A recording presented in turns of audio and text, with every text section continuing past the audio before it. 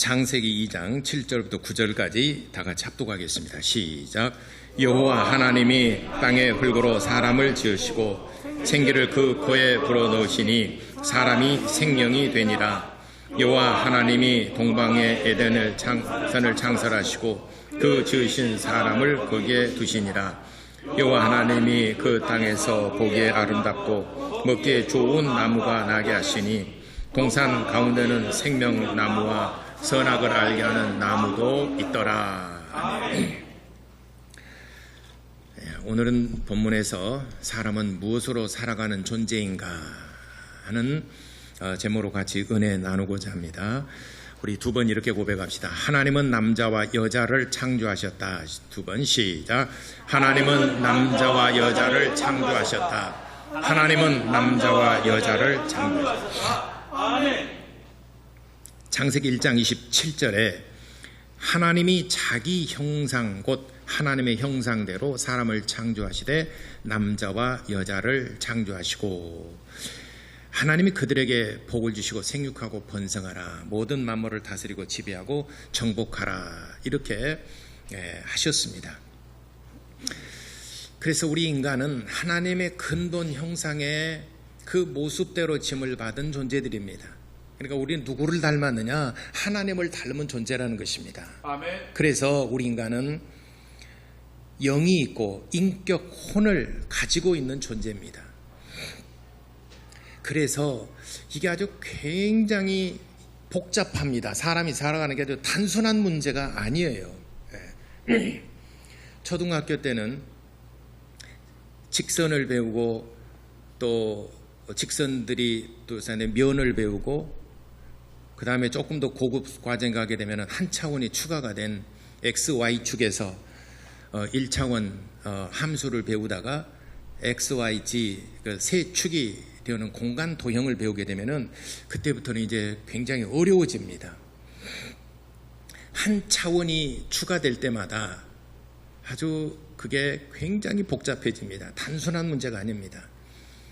모든 이 만물들을 하나님이 주시고 그들이 살아가는 데는 어찌 보면 우리가 볼 때는 굉장히 단순하지만 우리 인간들이 살아가는 이 세계는 단순하지가 않아요. 인격 혼이 있고 또 영을 가진 존재이기 때문에 우리 사람이 살아가는 이 사회가 이게 정말 어렵습니다. 그렇기 때문에 배워야 되고 또 이해관계가 있기 때문에 법률이라는 게 있어요. 또 나라와 나라 간의 국제법이라는 게 또 있습니다. 우리가 뭐 이런 것들을 다 배워서 알고 살아가는 것은 아니지만 그만큼 우리 인간 세상, 우리 인간들이 살아가는 이 세계가 그만큼 복잡하고 다양하고 쉽지 않다는 얘기입니다. 법률을 가지고 법으로 서로 간에 어떤 구간을 정하고 경계를 정한 존재가 어디가 있겠습니까? 우리 인간밖에 없어요. 그건 인간이 만들어낸 법이죠. 나라와 나라, 사회 안에서 또 더 세분하자면 가정에서도 부부 유별, 부자 유친, 어서 많이 들어본 얘기죠. 가정에서도 질서가 있어야 된다는 것을 법으로 교훈하고 있지 않습니까? 그만큼 우리 인간들이 살아가는 이 세계가 참 어렵다, 쉽지 않다.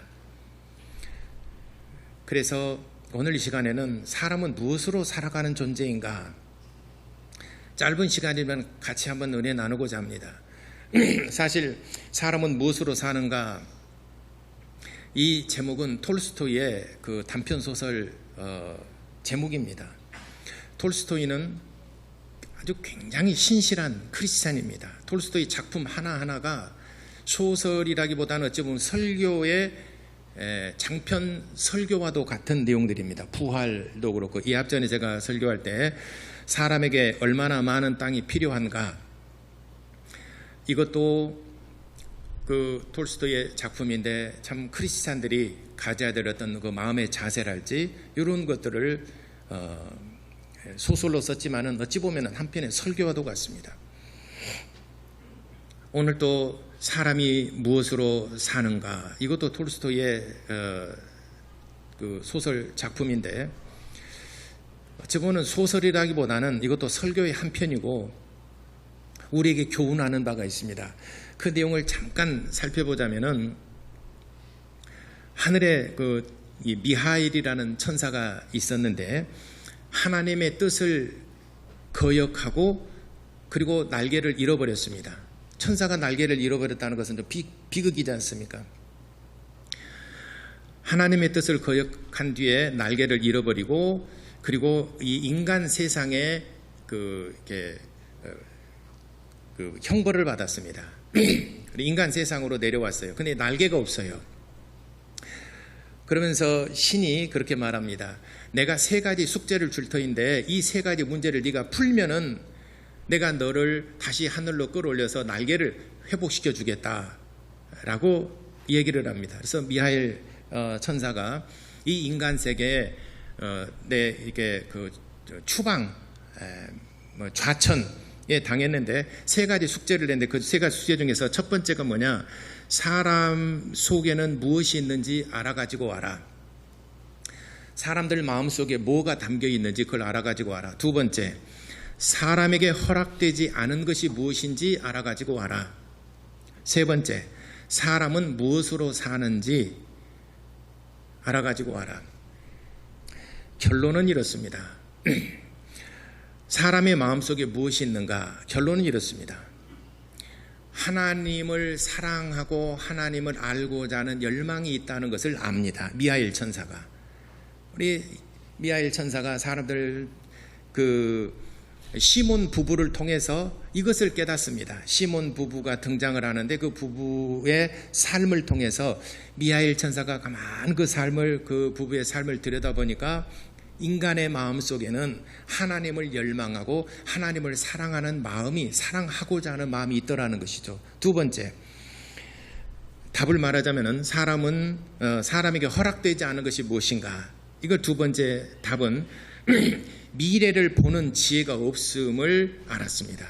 미래를 내다보는 지혜가 없어요. 다시 말하자면 좀 더 쉽게 구체적으로 이제 또 다른 표현으로 말하자면 사람이 자기 죽는 날을 알지 못한다는 것이죠. 자기 죽음의 날을 알지 못하더라. 두 번째 숙제를 풉니다. 세 번째, 사람은 무엇으로 그러면 살아가는가 했더니 하나님의 사랑도 받고 하나님의 사랑도 알고자 하는 열망이 있고 또 미래 죽음의 날을 몰라요. 그러면서 우리는 어떻게 살아야 될 것인가? 시몬 부부를 보니까 이웃을 사랑하더라는 것이죠. 우리의 마음속에 하나님의 사랑을 받은 자들은 이웃을 사랑하며 살아가더라. 첫 번째 답은 하나님을 사랑하는 것이고 세 번째 답은 내 이웃을 사랑하는 것이다. 이 3가지 답을 풀어서 하나님께 보고를 합니다. 그래서 회복되는 얘기입니다. 그와 같이 우리 인간들이 살아감에 있어서 오늘 성경의 말씀에 보게 되면은 여기도 첫 번째 하나님께서 우리 인간을 지으실 때 그 코에 생기를 불어넣어서 생명이 되게 하신지라 영적 존재가 되게 하셨다. 첫 번째 우리 인간은 영적 존재가 돼야. 늘 제가 말씀드리고 우리 교회 오래 다니신 분들은 아주 귀가 따갑게 들으셨겠지만 또다시 얘기합니다. 우리 인간은 영적 존재이기 때문에 가만 보니까 영적 존재라면 하나님의 존재를 인식하고 하나님의 사랑을 받을 수 있는 자격과 또 그런 마음이 주어져 있다는 것입니다. 영이 없는 존재는 하나님의 존재를 깨닫지 못하고 하나님의 사랑을 깨닫지 못합니다. 하나님께서 그 아들 예수 그리스도를 보내주셔서 십자가에 빌려 죽으시고 우리를 그토록 사랑해 주셨다 하더라도 모든 만물 가운데 이것을 깨닫고 아는 존재는 영적 존재 우리 인간밖에 없더라는 것입니다. 인간을 제외한 모든 존재들 중에서 가장 똑똑하고 IQ가 높고 학습 능력이 뛰어난 존재가 뭐라고 여러분 알고 있습니까? 돌고래도 있을 것이고 원숭이도 있을 것이고 우리 인간과 가장 몸의 어떤 그 구조들이 같은 게 또 돼지도 있고 또 뭐가 있습니까? 우리 인간 비해서 굉장히 그 학습 능력이 뛰어나고 지능이 뛰어난 이런 존재들이 있지 않습니까? 예. 그래도 그들은 하나님의 사랑을 받을 기능이 없어요. 장소가 없어요. 여러분 컴퓨터가 있으면 컴퓨터에다든 뭐 이렇게 프린터든 아니 뭐든지 간에 프로그램을 깔아야 그 프로그램이 작동해서 인식하죠. 근데 아무리 비싼 컴퓨터 좋은 컴퓨터를 갖다 놨어도 프로그램을 깔지 아니하면은 아무도 인식하지 못합니다. 아무 쓸모가 없는 거예요. 하나님께서 우리 인간을 지으실 때 우리 인간 안에 그 코에 흙으로 사람을 빚어서 만드시 그 코에 생기를 불어넣어서 생명이 되게 하셨다는 것은 우리 인간 안에 그 하나님을 인식하는 프로그램을 깔아놨다는 거예요. 그러니까 모든 삼라만상의 모든 존재들 중에서 하나님의 사랑을 깨닫고 하나님의 존재라고 영의 세계를 아는 존재는 우리 인간밖에 없어요. 그 존재를 인식하는 기능이 인간에게 하나님이 그 프로그램을 깔아주셨기 때문에 그렇습니다. 2장 7절에 여호와 하나님이 땅이 흙으로 사람을 지으시고, 그건 짐승과 똑같은 거죠. 짐승도 흙으로 만들었고 공중의 새들도 물고기들도 짐승들도 전부 다 흙으로 만드시고, 그리고 다른 것이 무엇이냐, 그 코에 생기를 불어넣어서 영적 존재가 되게 하셨다. 아주 서두에 말씀드린 것처럼 그 초등학교 때 배우나 XY 그 1차원에서 이 평면에서 이루어지는 것, 이거는 2차원이죠. 평면에서 이루어지는 것은 쉽게 풉니다. 그러나 축이 하나만 더 있게 되면 3차원 공간 도형의 개념으로 들어가면요 굉장히 어렵습니다. 어려워요. 그리고 또 하나 추가됩니다. 시간 T가 추가됩니다. 그러게 되면 이제 시간에 따라서 변화된, 이제는 굉장히 또 어려워집니다. 개념이 하나, 그 차원이 하나가 추가될 X, Y, 또 Z, 그 다음에 시간 T, 4차원의 세계, 이렇게 추가될 때마다 이제는 학문이 굉장히 어려워집니다. 상상을 초월할 만큼 굉장히 어려워집니다. 그러듯이 흙으로 사람을 지으시고, 그건 모든 짐승들이나 우리 살아가는 모든 걸 다 똑같습니다. 그러나 생기를 불어넣어서 생명이 되게 할, 그때부터는 이제 인간이 이런 짐승들하고는 차원이 달라집니다. 그래서 굉장히 생각할 게 많고 살아가는 지혜도 필요하고 사람과 이해관계도 필요하고 또 영적 존재이기 때문에 하나님의 존재도 깨닫고 하나님의 존재를 인식하는 기능도 있고 그렇습니다. 그래서 하나님이 우리 인간을 지으실 때 바로 그의 생기를 불어넣어서 생명이 되게 하신다. 그러니까 그 영의 기능이 있기 때문에 하나님의 존재를 인식했는데, 근데 창세기 3장 1절에 보니까 뱀의 유혹을 받아서, 지난 수요일 날도 얘기했죠. 뱀의 유혹을 받아서 그만 죄를 범함으로 그 영이 죽어버렸다. 에스겔 18장 4절에 죄를 범한 그 영이 죽으리라. 가장 치명적입니다. 영이 죽어버렸다. 말하자면 컴퓨터에 이게 입력을 다 하고, 그래서 이게 해서 이제 레포트를 제출하려고 프린터 출력을 딱 하려는데 프린터 그 프로그램이 고장 나버렸어요. 프린터하고 연결된 프로그램이 갑자기 이 작동이 안 되는 거예요. 고장 나버렸어요. 그러면 출력을 할 수가 없는 거예요. 이 안에는 다 모든 자료들이 있는데 출력을 할 수가 없어요. 레포트 제출 못하는 것이죠. 생명이 된 우리 인간들이 죄로 말미암아 그 영이 죽어버렸다. 영이 죽었다는 그 기능이 죽어버렸다는 겁니다. 그러니까 하나님의 존재를 인식할 수가 없어요. 버그가 일어난 겁니다. 하나님의 존재를 깨닫지 못합니다. 하나님을 두려워하지 않습니다. 하나님의 말씀에 무관심합니다. 하나님의 말씀이 곧 하나님이신 줄을 깨닫지 못합니다. 하나님의 아들 예수께서 이 땅에 오셨다 하더라도 2000년 전에 성인 중에 4대 성인 중에 한 사람 별것 아닌 것으로 치부해버립니다. 그 영이 죽어버렸기 때문에 그런 겁니다. 에베소서 2장 1절에 하나님의 아들 예수 그리스도께서 이 땅에 오신 것은 죄와 허물로 죽었던 너의 영혼을 살리려 하심이니라. 할렐루야. 요한복음 6장 63절에 예수께서 말씀하시기를 내가 살리는 것은 영이니 육은 무익하니라. 그 말이 육이 의미가 없다는 것이 아니라 예수께서 근본적으로 이 땅에 오신 목적이 뭐냐, 영을 살리러 온 것이다. 왜? 영이 죽었기 때문에. 영이 살아나면은 하나님의 존재를 인식하는 기능이 살아나니까 하나님을 알고 영의 세계를 알고 하나님을 두려워할 줄 알고 하나님의 사랑을 깨닫고 그때부터 하나님을 경배하기 시작합니다. 만물의 창조자이시오 만주의 주가 되신 하나님이 살아계셔서 우리 가운데 계시는데 어찌 그 앞에 경배하지 않겠습니까? 그래서 그 기능을 살려주신다. 요한복음 6장 63절에 내가 살리는 것은 영이니 육은 무익하니라. 예수께서 직접 말씀하셨는데 사도 바울이 고백하기를 예수께서 이 땅에 오신 것은 죄와 허물로 죽었던 우리를 살리려 하심이니라. 이렇게 영의 기능이 예수 그리스도로 말미암아 살아났다는 겁니다. 자, 이렇게 이제 두 번째는 우리 인간들이 그렇게 영적인 존재가 되었고 하나님을 사랑하고 하나님의 사랑을 받은 존재요 하나님을 섬기는 존재로 지음받은 이 정말 거룩한 하나님의 형상을 따라 그 모양대로 지음받은 우리 인간을 아무데나 방치하지 아니하시고 에덴 동산에다가 두셨다는 것입니다. 이 세상에 가장 아름다운 에덴 동산에 두셨다라고 말씀하셨어요. 아무나 방치하지 아니하시고.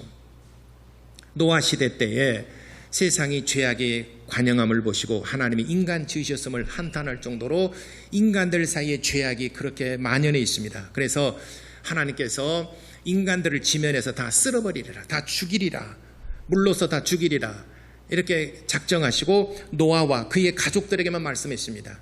너는 너와 내 가족들을 내가 지시한 대로 방주를 지어서 그 안으로 들어가라.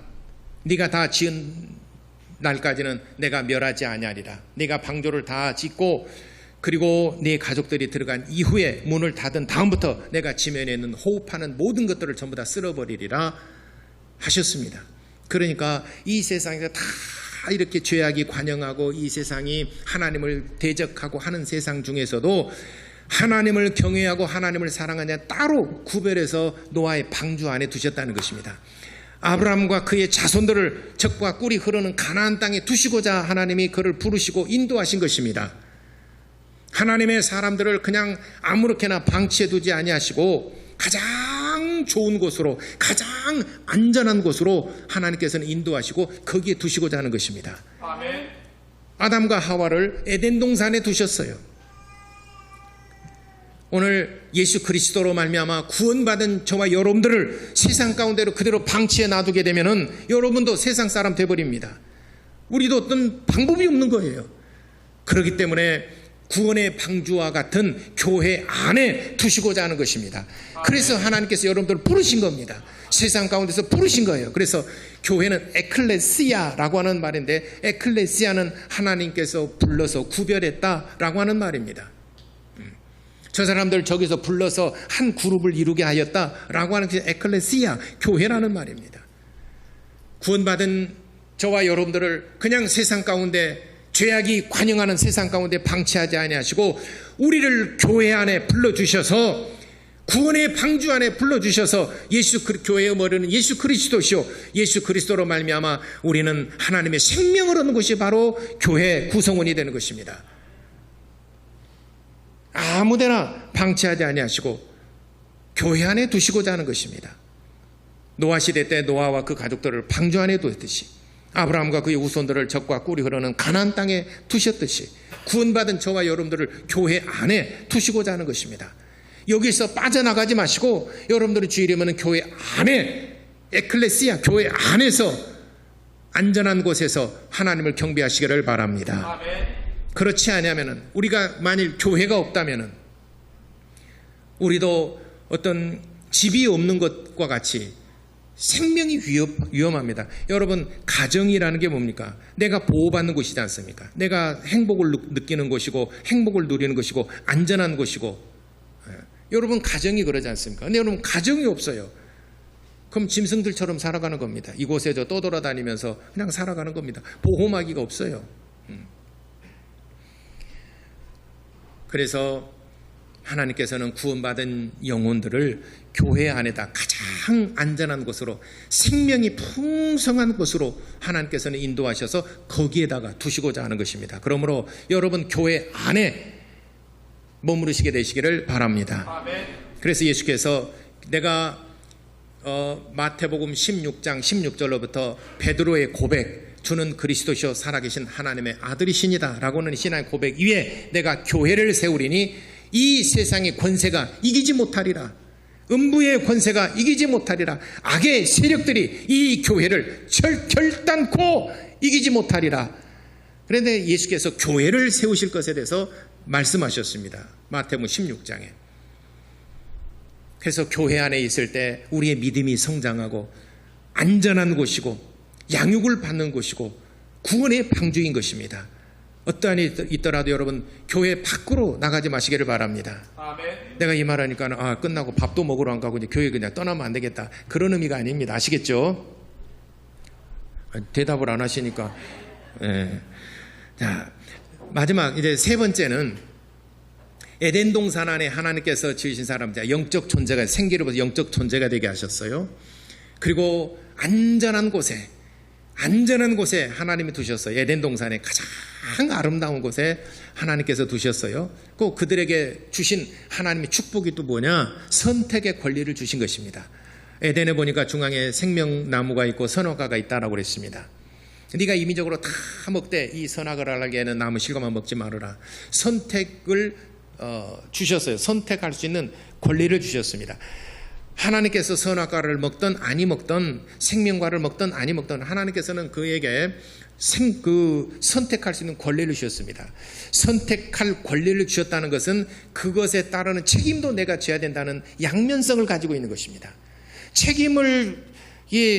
권리는 가지면서 책임을 안 진다는 것은 무책임한 것이죠. 요즘 우리 정치 형태들 보면은 권리는 가지려고 하는데 그 따르는 도덕적인 어떤 윤리적인 법적인 책임을 안 지려고 그래요. 그런 경향들이 많잖아요.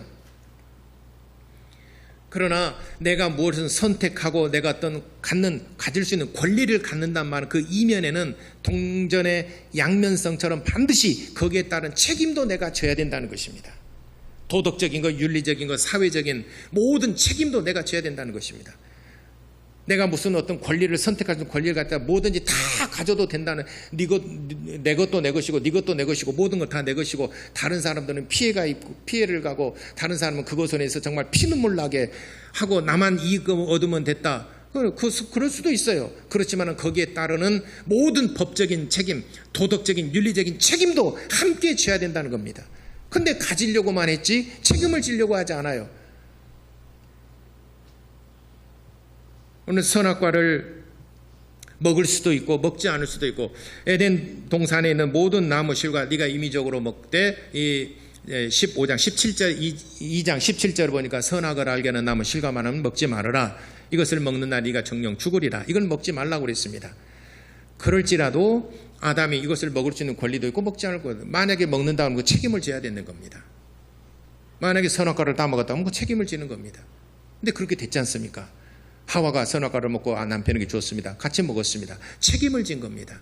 그래서 그 책임이 뭡니까? 선악과를 먹지 말라고 했는데 먹었어요. 책임 뭡니까? 에덴 동산인데 쫓김을 받았습니다. 그리고 하나님이신 생명을 잃어버린 거죠. 그 가혹하죠. 이것은 먹고는 싶은데 책임은 지지 않고 책임은 지기 싫고 인간인 이상 그럴 수는 없는 겁니다. 그래서 책임을 지지 않으려고 그러니까 법이라는 게 너 그렇게 했는데 너 책임을 져야지. 그래서 법이 만들어지게 되었고 서로 간에 피해를 주지 않도록 만약에 피해를 줬다면 너도 거기에 따른 법적인 책임을 져야 된다. 이게 만드는 게 법이죠. 법이라는 게 그런 거지 않습니까? 예. 그래서 이거를 인간의 자유의지라고도 말하고 신학적인 용어로 하나님의 불간섭 한계라 이렇게 말하기도 합니다. 인간의 자유의지. 거기에 대한 하나님이 간섭하지 않겠다라고는 한계를 정하신 것입니다. 만약에 하나님께서 이를 정하셨다면 절대로 먹을 수가 없겠죠. 만약에 하나님이 우리의 모든 삶에 간섭하신다 그러면 하나님 안 믿을 사람 어디가 있겠습니까? 만약에 여러분 삶에 하나님이 직접적으로 모든 것을 인간의 의지가 없이 모든 일에 다 간섭하신다 그러면 여러분 성에 남을 사람 어디 있겠습니까? 교회 아마 미어터지고 지구 전체가 교회가 될 겁니다. 만약 여러분이 교회 안 나왔어요. 여러분 천사를 보내셔서 내일 이맘때쯤 네 다리 몽생이를 분질고 내일 이맘때쯤 네 가족이 풍비박산 날 것이고 너 계약하려고 했던 것 그거 부도 날 것이고 너 이렇게 했던 것 자식이 사고로 죽을 것이고 막 어마무시하게 막 한다십시오. 그러면요 그날 새벽 즉시로 교회 나와서 회개하고 교회가 미어터지지 않겠습니까? 그러나 하나님은 내버리시나요? 그러니까 사람들이 생각하기를 하나님 안 계신가? 하나님이 살아계시면은 나 뭐 간섭할 텐데 사람들이 이렇게 굉장히 단순하게 생각합니다. 그러나 하나님께서 우리 인간을 지으시고 인격 혼이 있기 때문에 인간의 의지를 존중하시고 불간섭 한계로 정하시고 또 우리 인간의 자유의지가 있기 때문에 교회에 나올 수 있는 권리도 있지만 교회에 안 나올 수도 있어요. 이건 여러분의 선택의 결과입니다. 그러나 그 책임을 여러분들이 져야 된다는 것입니다. 권리와 책임은 항상 동전 양면성과 똑같은 겁니다. 손을 내밀어서 여러분 지금 손바닥이 보이시죠? 손바닥만 가는 게 아니라 손등도 같이 간 거예요. 다만 보이지 않는 것 뿐이죠. 손바닥이 갔다는 건 손등도 같이 갔다는 겁니다. 근데 사람은 손바닥만 보이고 손등은 없네. 없는 것이 아니라 안 보이는 거예요. 내가 교회 안 갈 수도 있어요. 그러나 거기에 따른 책임을 또 내가 져야 된다는 것입니다.